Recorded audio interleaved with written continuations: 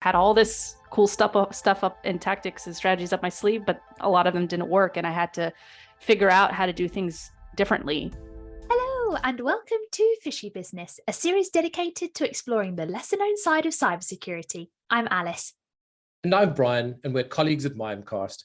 Every episode will be joined by a special visitor who is definitely not your average guest to share tales of risk, reward, and ridiculousness. We'll be looking for new ways to think about cybersecurity, to learn how we can all improve in the fight to stay safe. So Alice, let me quote directly from our Slack channel we have about this podcast. I said, I think we should interview Dani Woolf. She's getting a lot of traction on LinkedIn and her podcast, and her mission around how cybersecurity marketing, sales, and support is totally broken. And handily, your wish is our producer's command. Today, we're speaking with Dani Woolf, cybersecurity marketing expert and podcaster. Indeed, Dani spent the last decade running digital marketing and demand generation departments for high-growth technology startups. She has since created Audience First to help cybersecurity vendors truly understand what CISOs and CIOs want from them. So let's get stuck in. Welcome, Dani. Thank you so much for being with us today. Thank you so much for having me. I'm flattered that you wanted me on the show, and I'm actually fangirling right now that I'm talking to all of you. So thank you. Likewise. Well, we always like to start by simplifying things a little. If we start from the beginning, how would you maybe describe what you do to somebody at a dinner party? Well, I think you hit the nail on the head in the introduction. To be more specific, I help cybersecurity marketers better understand their buyers so that they could sell more. Okay. Let's maybe kind of just dive into a little bit of that and the cybersecurity vendors and that. In one of your podcast episodes, you said that the cybersecurity sector made sense to you and that you didn't see yourself changing industry anytime soon. And I think I've got a similar kind of approach. I sort of fell into cyber from more of an IT background, but maybe explain to us why that is for you and what interests you about the sector.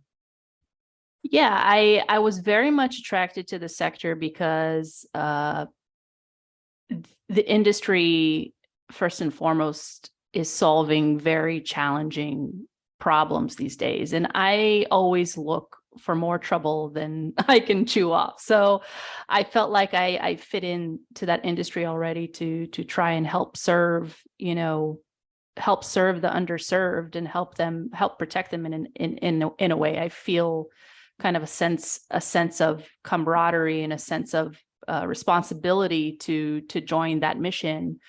And I wanted to tackle that. That's innately why I joined the industry almost 5 years ago.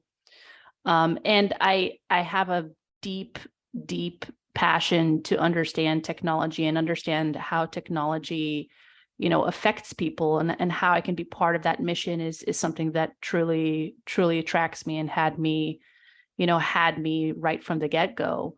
I knew right away that I wanted to be part of that mission.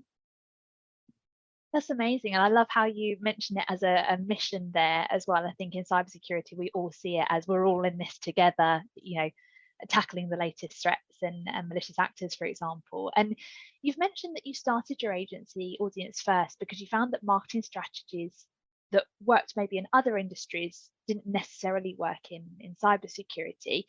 Would you be able to elaborate on that a little bit more for us? I'd love to dig deeper into that and understand what you were seeing there in terms of the differences and the requirements that cybersecurity had that might be unique.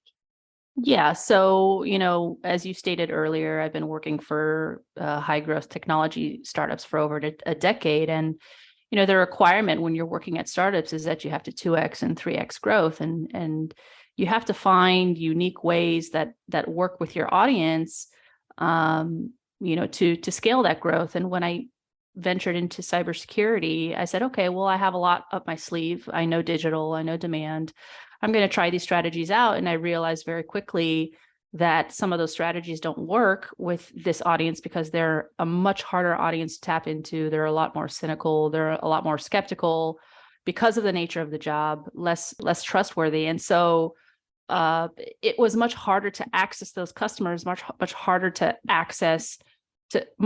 to persuade that audience to even give you the time of day And that, that posed a very deep challenge as a demand marketer for a high growth cybersecurity startup, right? I had all this cool stuff up and tactics and strategies up my sleeve, but a lot of them didn't work. And I had to figure out how to do things differently.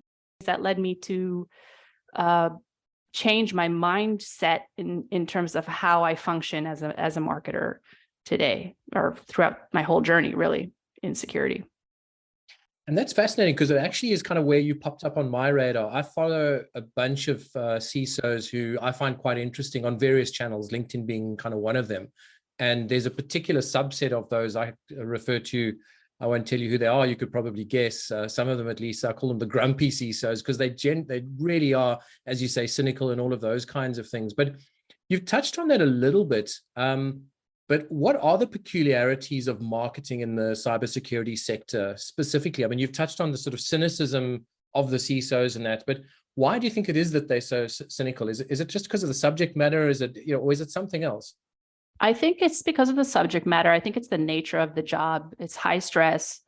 It's a very serious job. The buyers and practitioners are solving serious, threatening issues, which emotionally takes a toll on people. And so as a salesperson, as anybody, as a professional in the industry, it's our duty to reduce as much complexity and friction for those people on the front lines, even if they're on the front lines behind a keyboard.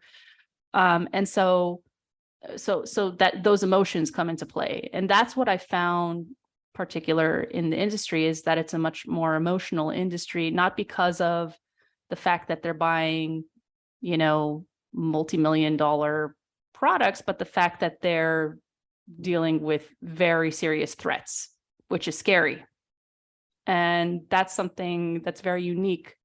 And I think that's a really interesting point that you raised there. And one topic that definitely kind of resonates with me, I work in the customer experience space, and we talk a lot about that human interaction, that emotional element. And having spoken with CISOs myself, often they describe themselves as coming from potentially a techie background, and they're having to learn, say, interacting with different stakeholders, with different personalities, different emotions, say, running at that table. Through your experience of having the strategies that you thought would work in the past, and now moving into, working with a potentially slightly different demographic of people, were there new strategies that you found that you thought surprised you, or that you tried and tested them and found actually they worked brilliantly, and maybe you weren't expecting such a great success? Yeah. So I hate using the word influencer, but I would say,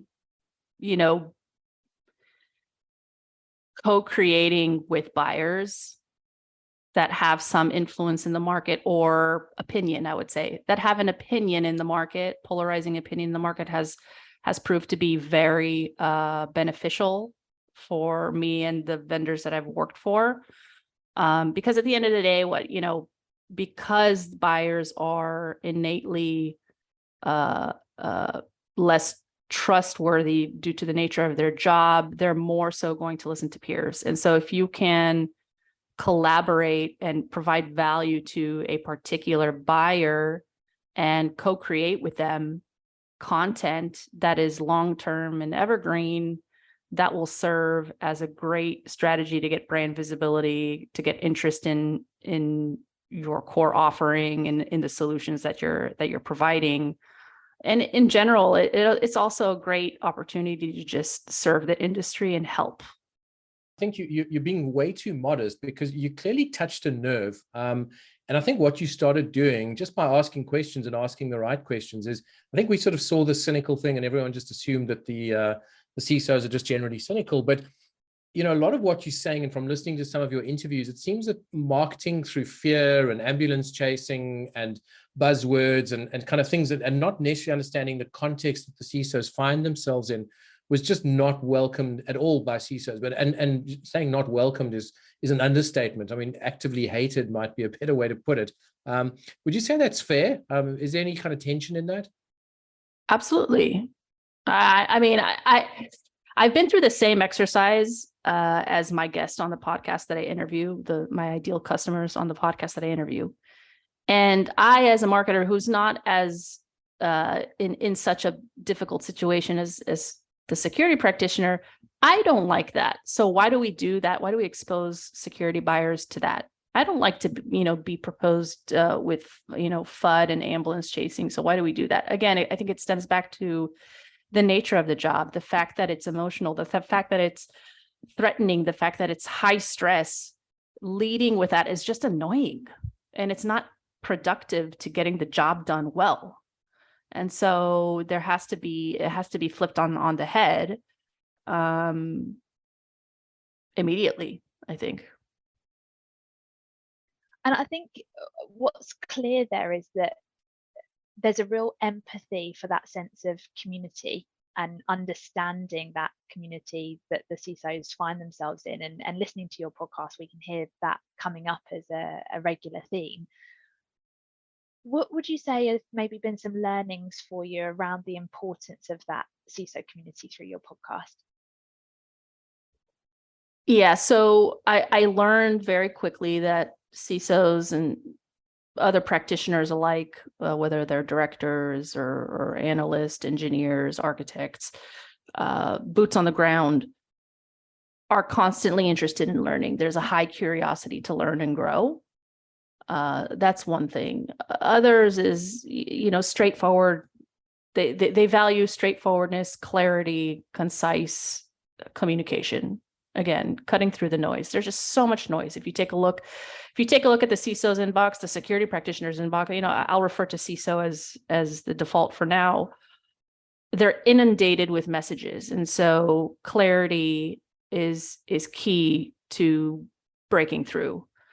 Another is just authenticity in order to build trust and credibility. Just, say what it is and be true about it and honest about it. There's enough.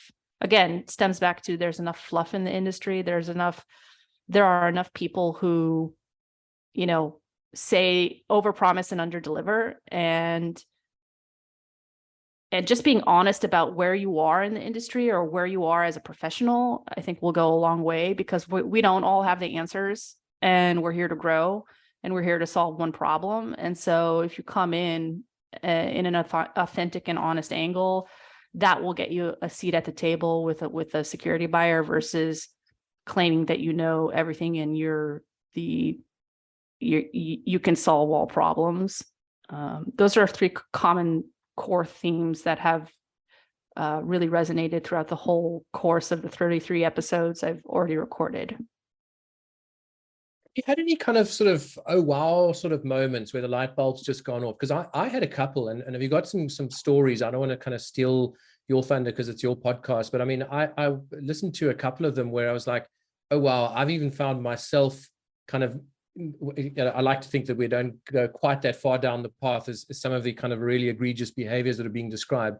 But I'll just throw some examples out. Maybe you can attach some stories to them. So the one is this whole AI washing, just everything's AI, and AI is amazing. And it's this magic pixie dust that we just sprinkle over our black boxes and we put them in your organization and just make all your problems disappear. The other one is people pushing, trying to solve a, square peg into a round hole, I guess is a way to put it. You just don't have the product that's solving the particular problem that this organization has, yet you're still just banging away, hoping to get some kind of traction, and not actually, not realizing you get that much more credibility if you step back and go, hey, we can't actually solve this problem for you. Here's let me introduce you to some people who potentially can. Those are just two, but there were so many of those kind of, and I know they sound obvious when I put them in those, just state them like that, but the point is that they keep being made. These mistakes continue to be made. Like, some of the real kind of stories that resonated with you? I think definitely the overuse of buzzword, and particularly from some of the bigger players in the industry. I don't know. I mean, they probably can afford to do that because they already have the revenue and the funding behind them. But I've seen that to be quite alarming. They have the resources, they have the opportunity to do some pretty cool things, yet they resort to, overusing buzzwords. That was something that really stood out to me after Black Hat this year. Another that I'd like to touch on just in general, and it's kind of an overarching theme that I talk about in the podcast, and it's nothing specific that can well, maybe it could tactically be used, but I realized just on the security practitioner side that despite them being grumpy, sometimes they are very helpful and open to providing constructive criticism and also receiving constructive criticism, which allows vendors to approach them from an authentic angle and really utilize that relationship for long-term growth, which I think is absolutely fascinating and a great strategy for high growth startups. Not just from the ideal customer side, not just from the buyer side when it comes to awareness and activation, but from a retention and advocacy side for existing customers. I think that's something that is super unique that not enough are tapping into. The fact that I was stuck in this thought process and the stigma of not being able to access customers because I was scared and I was in my echo chamber really disabled my performance. And so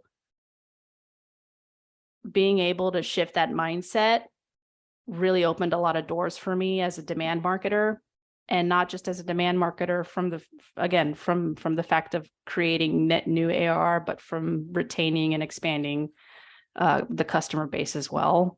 I hope I didn't go off topic here, but that was an interesting kind of examination throughout the course of this journey for me. And I can definitely resonate with that with the CISOs that I've been lucky to work with around, giving feedback, receiving feedback, being honest and authentic, and being open to having that very transparent discussion. And another topic that I noticed in your podcast as well, which I found really interesting, and you mentioned it earlier on as well, was that mission over money sense and theme. And it feels that a few of the CISOs that you've spoken with throughout your podcast are maybe a principled bunch, if I can call it that. It would be interesting to understand your thoughts on that, or how you found those interactions. Yeah, I think so. And I think that's okay, given the nature of the job and the complexity of the job. And so, I've been speaking to very heavily with the folks over at Security Studio and FR Secure, Evan Franson and Ryan Cloutier, and in addition, Chris Roberts, who are kind of the triumvirate of mission over money. And so, they are servants of the industry. They're servants of the people, and their belief is that if you focus on what you're supposed to, if you focus on serving the people, you will make the money. And I believe in that, because when you provide value to people and you solve their problems without any expectation of getting anything in return, what you're doing is amplifying the amount of value that you're giving them because you truly care. And so they're more willing, your audience is more willing to give you the time of day, whether it's time, money, resources, word of mouth, et cetera, that will come back to you 10x versus, oh, I'm just here to do my job, 9 to 5, punch a clock. Let's just, give the minimum and then go home. You'll see that, when you provide that mission over money, you're going to see that exponential growth, whether it's from a sales perspective or a performance perspective for security, much quicker than if you focus on just, I'm here to solve one problem and then go home. There's definitely this disconnect that almost people don't seem to recognize that, like, oh yeah, everyone always hates marketing. Once we got past that recognition, what are some of the things that vendors should focus on in terms of, as you say, the people aspect, the mission over money? If you could kind of give your top 3 tips to CMOs at any size vendor, saying, what you're doing is not working, do these three things instead, what would they be? I think one, go back to the foundations. Okay, well, let me take it a step back, because there are the external shifts that feel more tangible for teams and C-level executives. And then there's the internal shift, which don't feel as tangible and are much scarier for startups and CMOs, CEOs, all C-level.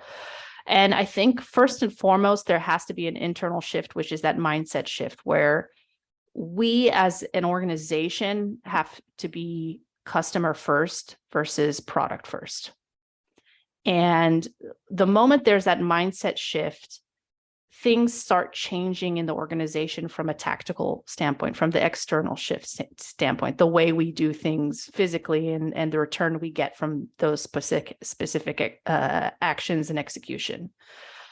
Once you're ready to say, okay, we're going to focus on our customers, be as obsessed as we can with our customer base, get to know them as best as we can, then you can take the external shift, which is we need to be better active listeners. And that is not something that is easily done. I know for a fact, because it took me 10 years to get to becoming a better active listener. And I'm constantly trying to become a better active listener. Sometimes it takes people less, sometimes it takes people more, but that external shift has to happen within organizations because that's the foundation of understanding your audience better in order to do things more efficiently for them. And then I would say, make that a consistent kind of thing, right? Because if you're not actively listening and asking also the right questions, and asking the right questions active listening and asking the right questions can be learned quickly. The mindset shift is something that takes longer. That's why I urge starting with that. You got to ask the right questions consistently because the market is dynamic, technology is dynamic, phases in the year are dynamic, right? There are different buying cycles, things happen in the markets, things happen in the world, which impact buying and impact security as well.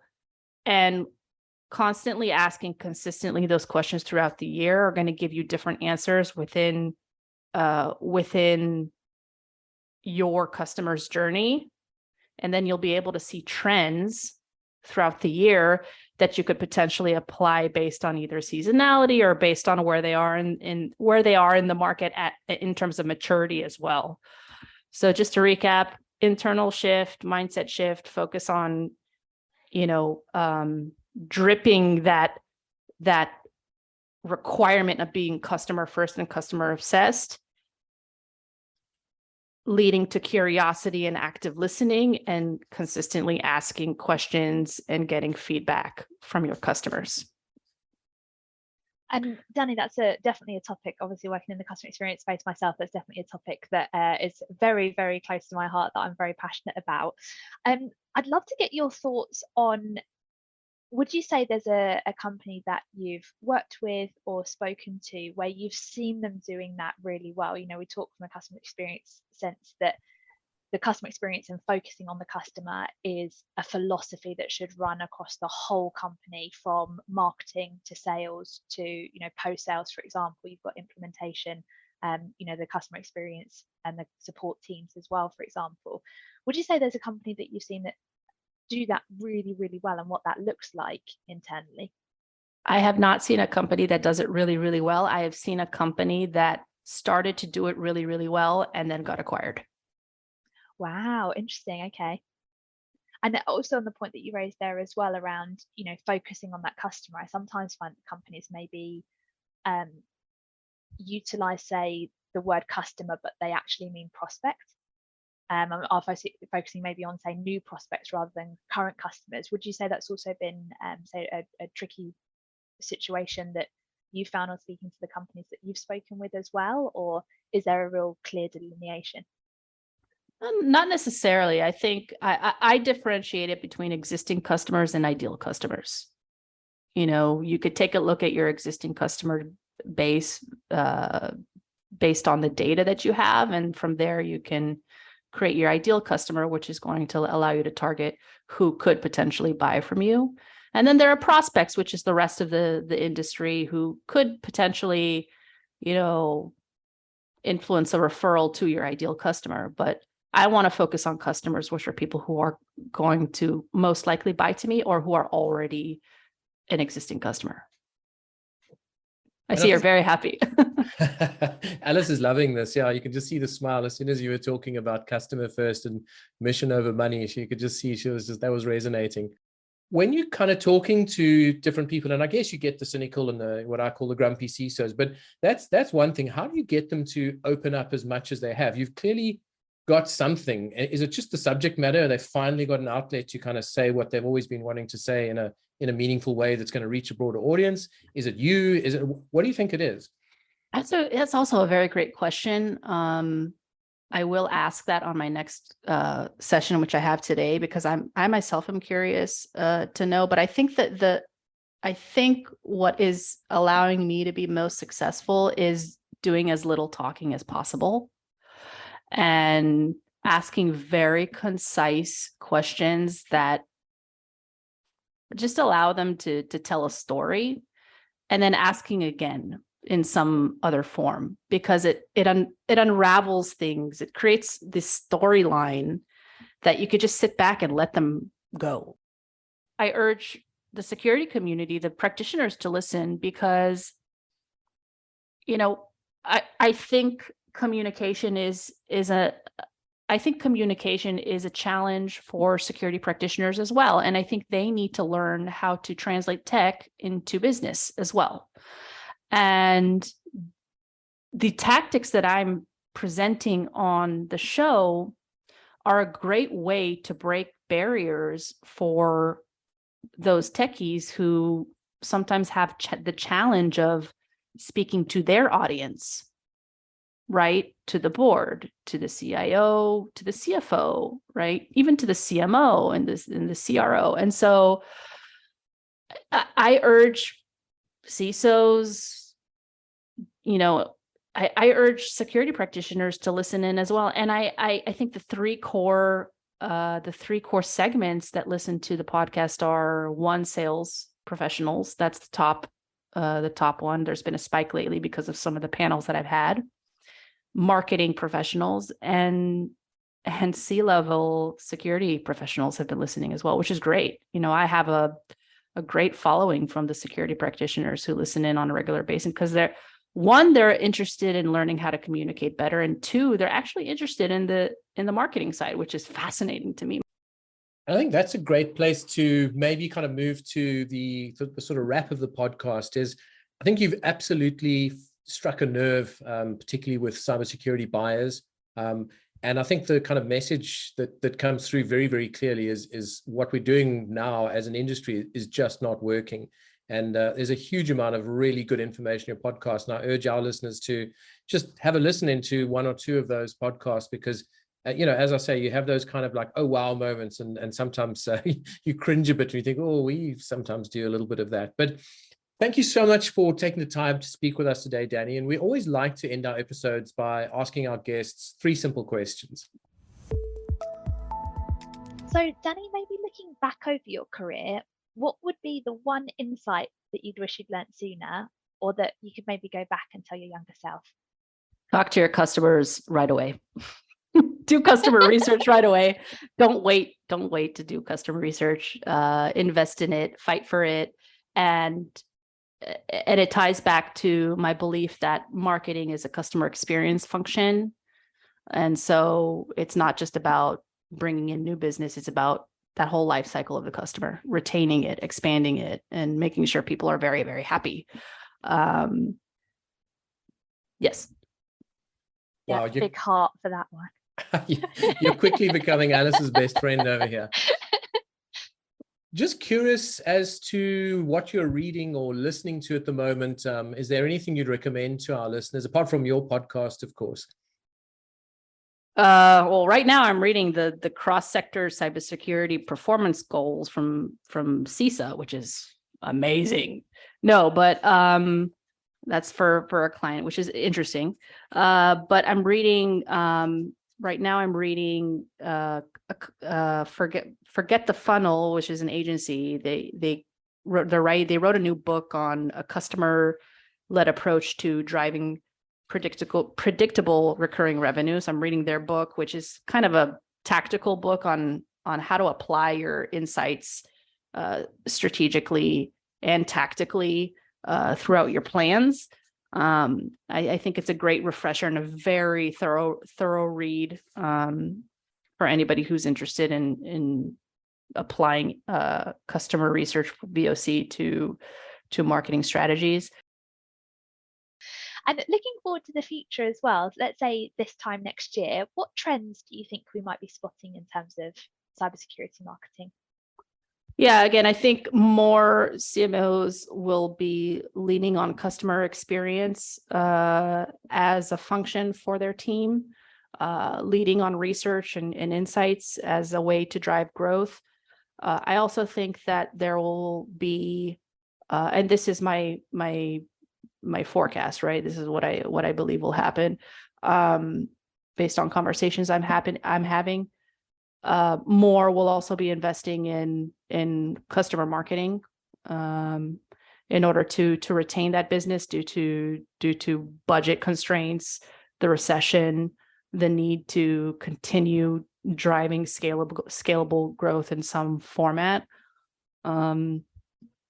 What I'd like to see also, one thing is more creative ways to create reference programs, which is something I'm trying to tap into. Testimonials are hard to achieve. What are unique ways that we can share stories that are easily accessible from the customer side and also fun to experience from the buyer side? So if you find the secret, please let me know. I'd also say, yeah, for sure. I'd also say more creative ways at events tied back to digital as well. How to diversify event experiences that are more hybrid. And I wouldn't say that traditional hybrid virtual event. I would say we're physically at the event, but how do we integrate digital to the event in a unique way? That's something that I think would be an interesting trend. Okay, and then finally, where can our listeners learn more? Where can they get in touch with you? Where can they find your podcast? Yeah, definitely. So I'm always on LinkedIn, Dani Woolf, WOOLF. You could, reach out to me anytime. I'm always on LinkedIn. You could visit audiencefirst.fm. That's audience1st.fm to see all the fun nuggets, the podcast episodes, the resources, or just a way to book a call with me if you're looking to explore some customer research within your company. So I'm available on those channels. That's amazing. Well, thank you so much, Dani, for your time today. I feel like, there's definitely been a lot that you've said there that I can absolutely relate to. So yeah, I really, really enjoyed our session with you today. Thank you so much for joining us. And thank you so much also to all of our listeners for joining us on this week's Phishy Business. It's been a pleasure to have you with us. If you have enjoyed our podcast today, please do leave us a review on Spotify, iTunes, or wherever you're hearing this. And feel free to follow us on our Twitter page @Mimecast if you'd like to learn more about what we discussed today. Until next time.